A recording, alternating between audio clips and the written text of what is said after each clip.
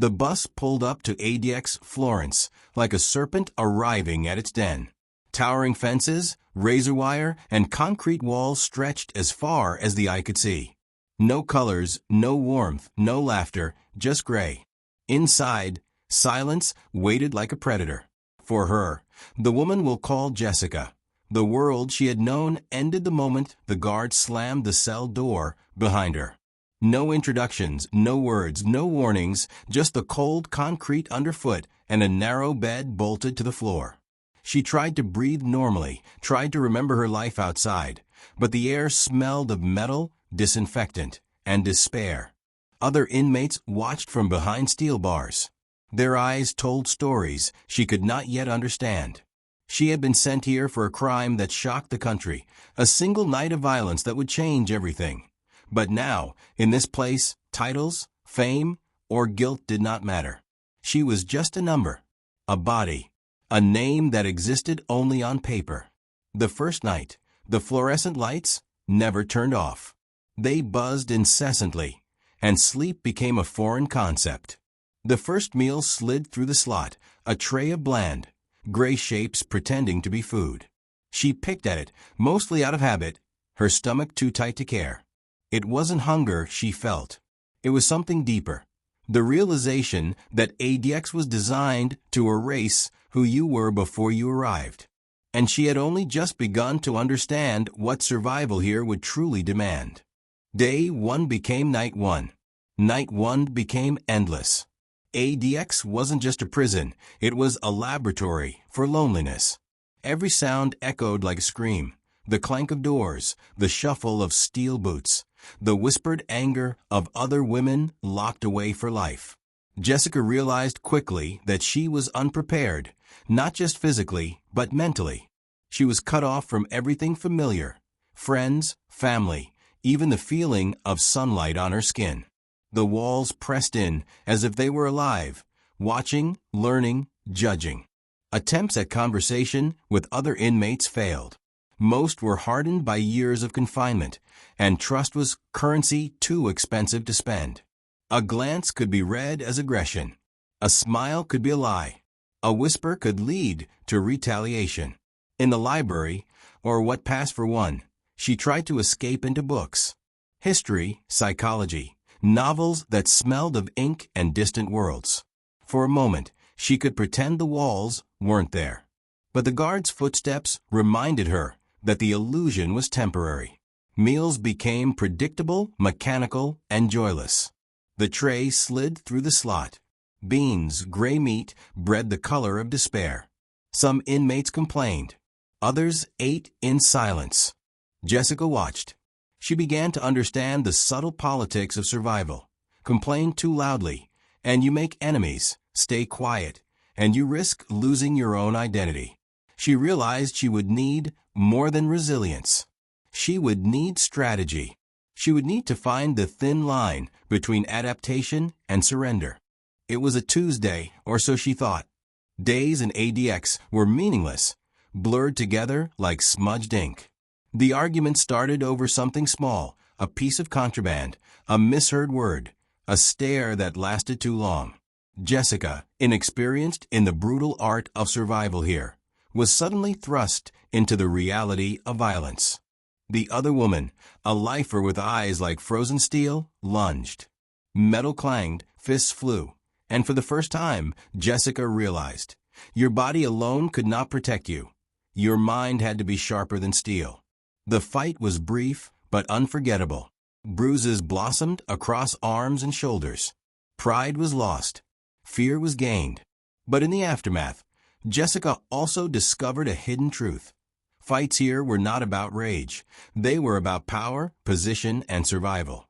The guards intervened with a mechanical efficiency, dragging them apart.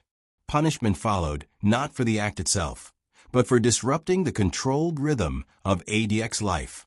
That night, as she lay on her narrow bed, Jessica understood something vital.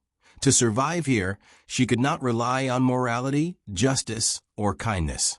She would have to learn the language of this place, one of observation, calculation, and sometimes cold, hard compliance. Violence was not random, It was structure. And learning it was the first step toward enduring. Weeks passed. Slowly, Jessica began to understand the rhythm of ADX. She learned the guard shifts, memorized the routines, and discovered which corners were safe and which held danger. She found solace in the smallest of victories, a book that lasted more than a week, a conversation that did not end in hostility, a tray of food she could stretch into 2 meals. She started keeping a journal in secret. Words became her lifeline, a fragile thread connecting her to the person she had been before incarceration. Every sentence was a rebellion against the erasure that surrounded her. Meals, though bland, began to hold symbolic meaning. She rationed her bread, saving crumbs like treasure. Beans became reminders that even the smallest things could be controlled. Other women started noticing her, not for friendship, but for observation. They tested her patience, her composure, her ability to remain silent under provocation. She realized that strength here was measured not by force, but by restraint and cunning. For the first time since arrival, Jessica felt something that could almost be called hope. It was fragile, hidden, and easily extinguished, but it existed. And for survival in ADX, hope was the most dangerous and necessary thing she could possess. One afternoon, a whisper reached her through the walls. A lifer named Marla began speaking carefully, intentionally, about rules, favors, and hidden paths inside the prison. Marla's network was invisible to the guards, unnoticed by most inmates. It dealt in information, small kindnesses, and quiet protection. Jessica observed. She learned that knowledge could be more valuable than any physical strength. She began participating in the network cautiously, trading small pieces of information for minor comforts, a cup of coffee, a second slice of bread, the chance to swap a book. Every trade was a lesson in patience and subtlety. Through these whispers, Jessica began to understand how women survived ADX for decades. Alliances were fragile, but indispensable. Observing carefully, she could avoid unnecessary confrontation and even gain small advantages. It was not friendship. It was strategy. By the end of the week, she had her first ally, a silent nod in the hallway, a small note passed beneath a cell door, a way to navigate a world designed to crush individuality. Connection became power, even in isolation. One night, after the world outside had faded to black, Jessica turned to something she had ignored for years: spirituality. ADX was relentless, but even here, faith was possible. She discovered a small group of women practicing prayer quietly in the corner of a common area, soft voices blending with the hum of fluorescent lights. Observing them, Jessica found a kind of peace. Their routines, their discipline, their whispered words offered a momentary escape from the grinding reality of her cell. She began meditating on her own, finding strength in silence and repetition. Spirituality didn't erase fear, pain, or isolation. It didn't remove the tray of gray food or the harsh fluorescent light. But it became a tool, an internal sanctuary she could carry wherever she was placed. Faith, she realized, was not about religion alone. It was about reclaiming control over the mind when the body was tightly controlled. In a place designed to crush identity, this was radical. This was rebellion. Months into her sentence, Jessica faced a challenge that would define her existence at ADX. A contraband search revealed items she had carefully hidden. She was called to the office, expecting punishment. Fear gripped her, but so did a strange calm. The guards questioned her, their eyes cold and calculating. Every word was measured. Every pause was a trap. She realized the stakes. A mistake could lead to months in solitary, where meals were minimal and silence became unbearable. But she remembered the lessons she had learned: the whisper network, small victories, the internal strength from faith. She answered calmly, truthfully where it mattered, silent where it didn't.